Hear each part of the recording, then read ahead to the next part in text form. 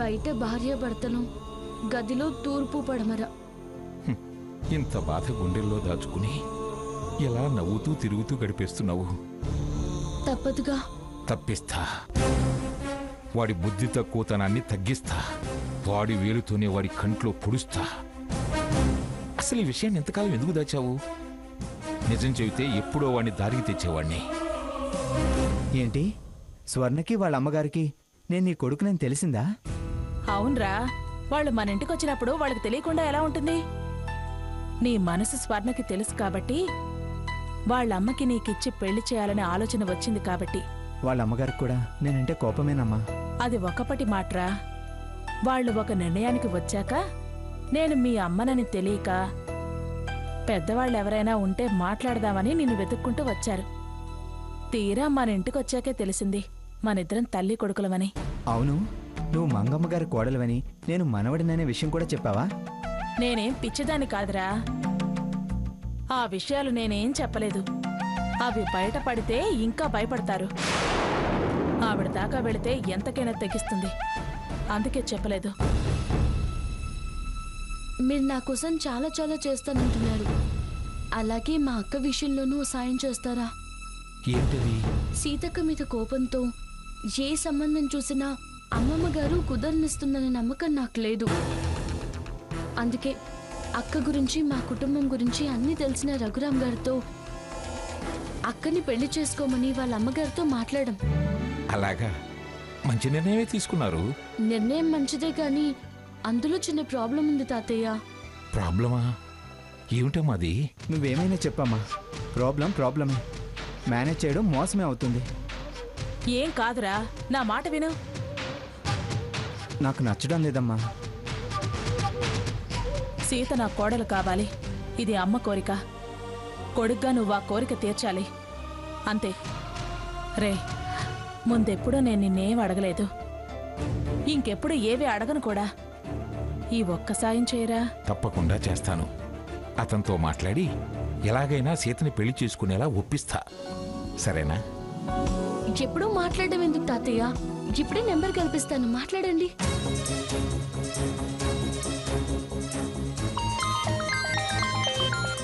స్వర్ణ phone చేస్తుంది.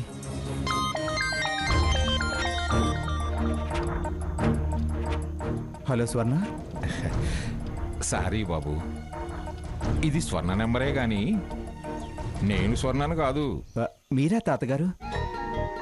ఏంటి ఈ టైంలో స్వర్ణ ఫోన్ నుంచి మాట్లాడుతున్నారు? సీతని నీకు ఇవ్వాలనుకుంటున్నారంటగా స్వర్ణ చెప్పింది. అవును తాతయ్య గారు. అన్ని వివరాలు తెలిసిన నువ్వైతేనే ముందు ముందు సీతకి ఏ ఇబ్బంది లేకుండా పెళ్ళవుతుంది, సజావుగా కాపురం సాగుతుంది. మీరన్నది నిజమే కావచ్చు, కానీ సీత గారికి నా మీద గుడ్ ఒపీనియన్ లేదు తాతయ్య గారు. చూడు బాబు, ఆపత్కాలంలో అబద్ధం, పెళ్లి విషయంలో అబద్ధం కాదు, మోసం అంతకన్నా కాదు. ధర్మరాజు అంతటి వాడే అబద్ధం ఆడాడు. అయినా ధర్మరాజు కాకుండా పోయాడా? రాముడు దొంగచాటుగా యుద్ధం చేశాడు, దేవుడు కాకుండా పోయాడా? అలాగే 1000 అబద్ధాలాడైనా ఒక పెళ్లి చేయాలి అన్నారు. సో అబద్ధం, మోసం అన్న ఫీలింగ్స్ వదిలేసి సీత మేలుకోరి నాటకం స్టార్ట్ చేయవయ్యా. అవసరమైతే సైడ్ క్యారెక్టర్స్గా మేం కూడా 4 అబద్ధాలు నిజాలు చెప్పేస్తాం కదా. అంతేనంటారా తాతయ్య గారు? అంతం కాదు, ప్రొసీడ్ అంటాను. సరే తాతయ్య గారు. దోషం చెప్పిన వాళ్ళదే కానీ చేసిన వాళ్ళదే కాదు అంటారు, అది గుర్తుంచుకోండి. తలపెట్టిన కార్యంలో విజయం ముఖ్యం. తప్పులున్నా గెలుపులో కుట్టుకుని పోతాయి. All the best. థ్యాంక్స్ తాతయ్య గారు. మంచిది బాబు. బాగా మాట్లాడారా? సూపర్ గా మాట్లాడారు తాతయ్య. ఇక మా అక్క పెళ్ళైనట్టే. వస్తాను తాతయ్య. మంచిదమ్మా. మరి బావ విషయం? ఆ సంగతి నాకు వదిలే, నేను ఉన్నాను కదా.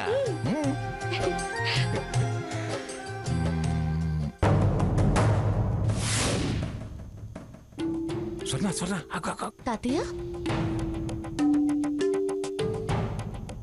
ఇదిగో ఏంటి తాతయ్య ఇది? వాడికి పట్టిన డైవర్స్ దయ్యం వదలాలంటే ఇదే మందు, ఇదే మార్గం.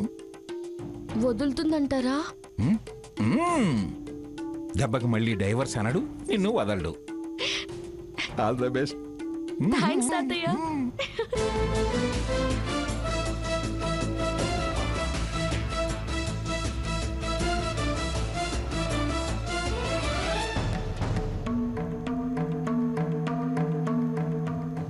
బావా, పాలు తాగావా?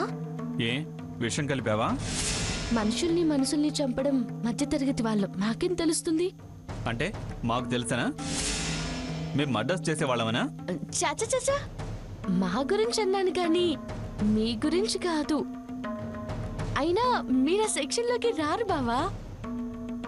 చిరు అలకలే కానీ సీరియస్ గా తీసుకునే వాళ్ళు కాదు.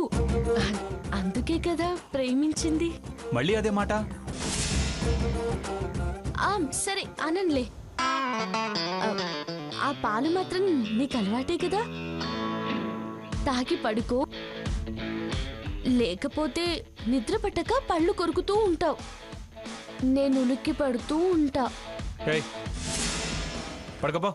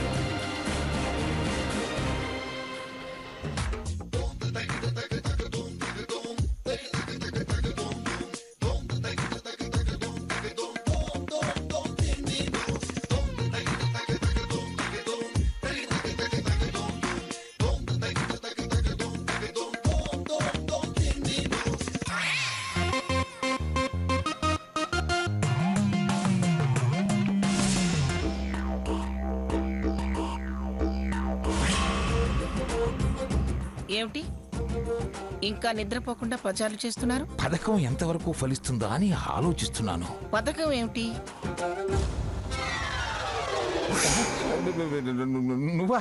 నువ్వా మంగా? ఏదో ఆలోచిస్తూ యథాలాపంగా అలా అన్నాను. యథాలాపంగా అన్నా చిద్విలాసంగా అన్నా ఆ పథకం ఏమిటి అంటున్నాను. ఏం లేదు మంగా, సాకేత్ ఏమో వ్యాపారాలు చూసుకుంటున్నాడు, నువ్వు వ్యవహారాలు చూసుకుంటున్నావు.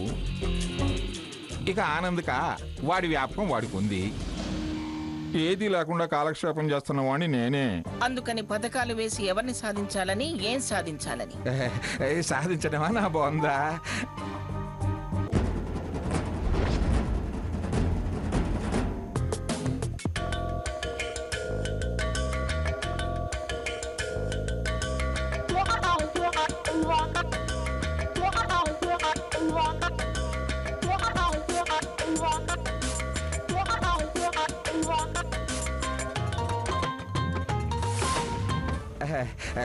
కొత్తగా ఆంధ్రప్రదేశ్ రాష్ట్రం ఏర్పడింది కదా,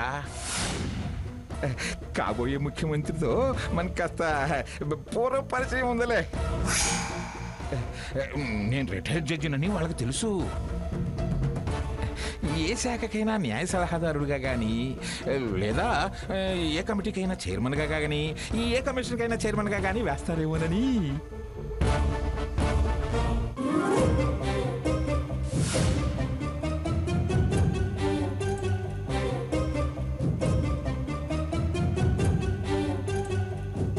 తెలిసిన వాళ్ళ ద్వారా చిన్న పావు కదిపా. ఆ పథకం ఫలిస్తుందా లేదా అని ఆలోచిస్తున్నా.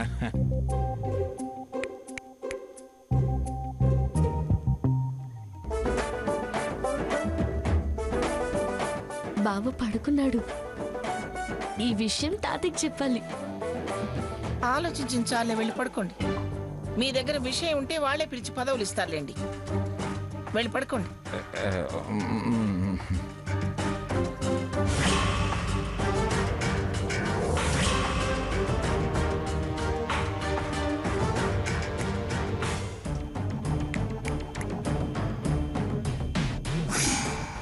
ఏమిటిది చిటికలేస్తుంది?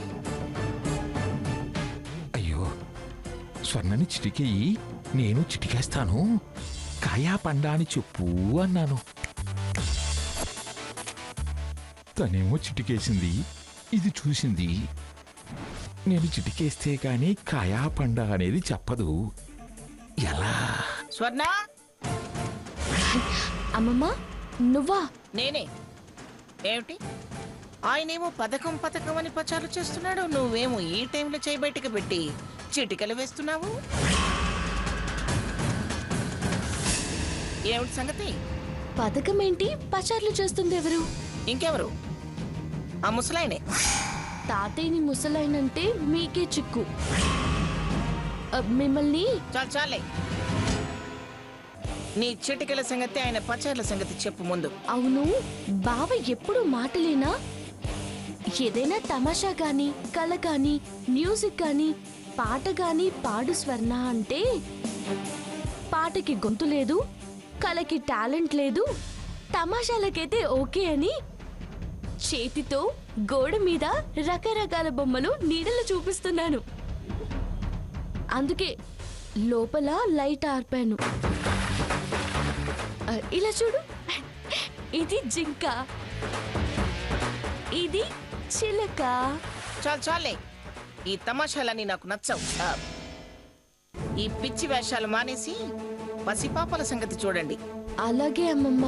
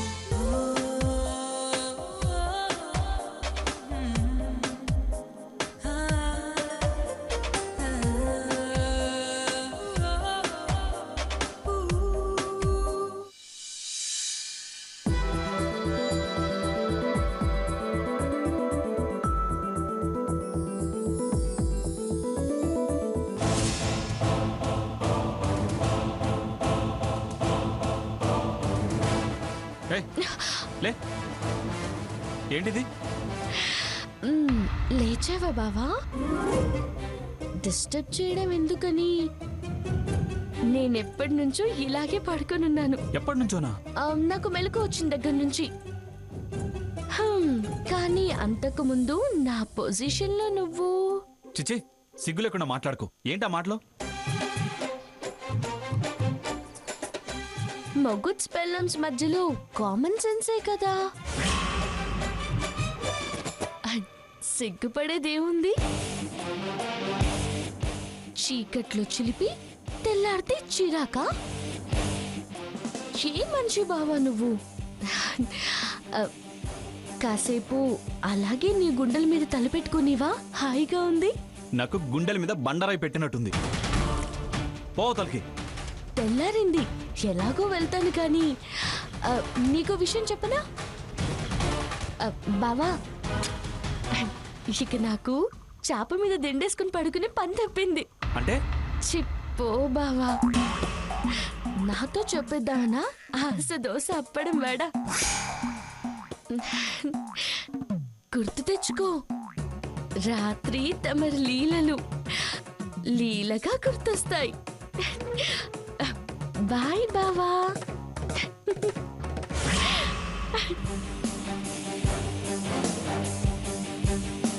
ఏదేదో మాట్లాడుతోంది.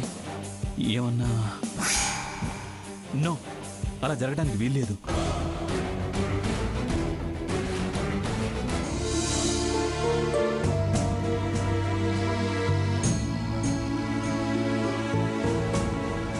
ఆంటీ, మీరు ఎక్కడికి వెళ్ళాలి? ఎస్ఆర్సీకమ్మా. రండి, నేను కూడా అటువైపు వెళ్తున్నాను. మిమ్మల్ని డ్రాప్ చేసి వెళ్తాను. అయ్యో పర్లేదమ్మా, నీకెందుకు శ్రమ, నేను వెళ్ళిపోతాను. ఇందులో శ్రమేముంది? నా బండికేం ఆయాసం రాదు, చెమటలు పట్టవు. తమాషాగా కూడా మాట్లాడతావా సీత? అదే కదా రేడియో నాకు నేర్పించింది. రండి, ఇది పట్టుకోండి. అలాగేనమ్మా.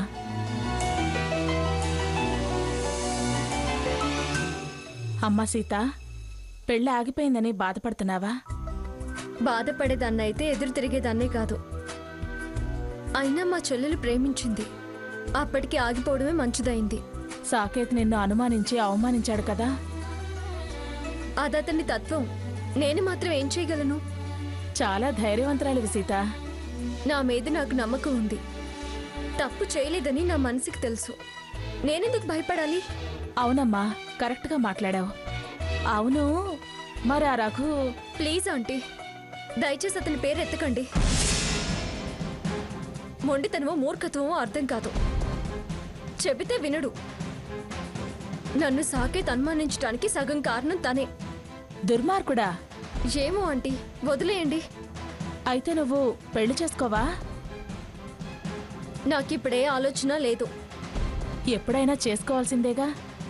అలా అని ఎవరిని పడితే వాళ్ళని తలంచుకొని పెళ్లి చేసుకోదలుచుకోలేదు. అమ్మ వాళ్ళ సంబంధాలవి చూస్తున్నారా? వాళ్ళ ప్రయత్నాలు వాళ్ళు చేస్తున్నారు. నీకెవరూ నచ్చటం లేదా? ఇంకా అంతదాకా రాలేదు. వచ్చినప్పుడు ఆలోచిస్తాను. ప్లీజ్ ఆంటీ, దయచేసి ఆ టాపిక్ వదిలేయండి. ఇంకేమైనా మాట్లాడండి. ఊరికే అడిగానమ్మా, సారీ. అయ్యో, పెళ్లి కాని అమ్మాయిని ఎవరైనా జనరల్గా అలాగే అడుగుతారు. దానికి సారీ ఎందుకు? నా మనసుకి నచ్చిన అతను, నా మనసును అర్థం చేసుకునే అతన్నే పెళ్లి చేసుకుంటాను.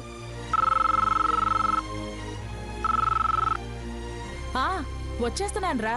నువ్వెక్కడున్నావు? సరే సరే, అక్కడే ఉండు, వస్తున్నాను. సీత, ఇక్కడ ఆపమ్మా.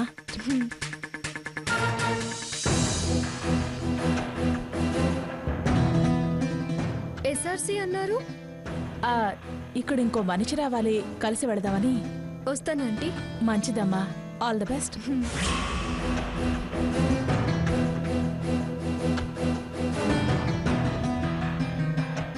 అమ్మా, నువ్వు అడిగిన కవర్ ఏది? థ్యాంక్స్ రా. అయ్యో, ఇది మర్చిపోయాను రా. ఏంటి మర్చిపోయావు? సీత నన్ను ఇక్కడ డ్రాప్ చేసి వెళ్ళింది. తన కవర్ నా దగ్గర మర్చిపోయిందిరా. ఎలాగా? రఘు, అర్జెంటుగా బండి తీసుకురా, ఇది ఇచ్చేసొద్దాం. లేదమ్మా, నాకు అర్జెంట్ పనుంది. నువ్వు తర్వాత ఇద్దుగానిలే. ముందు నువ్వు ఎస్ఆర్సీకి వెళ్ళు. అది కాదురా. నేను వెళ్తున్నానమ్మా. రఘు,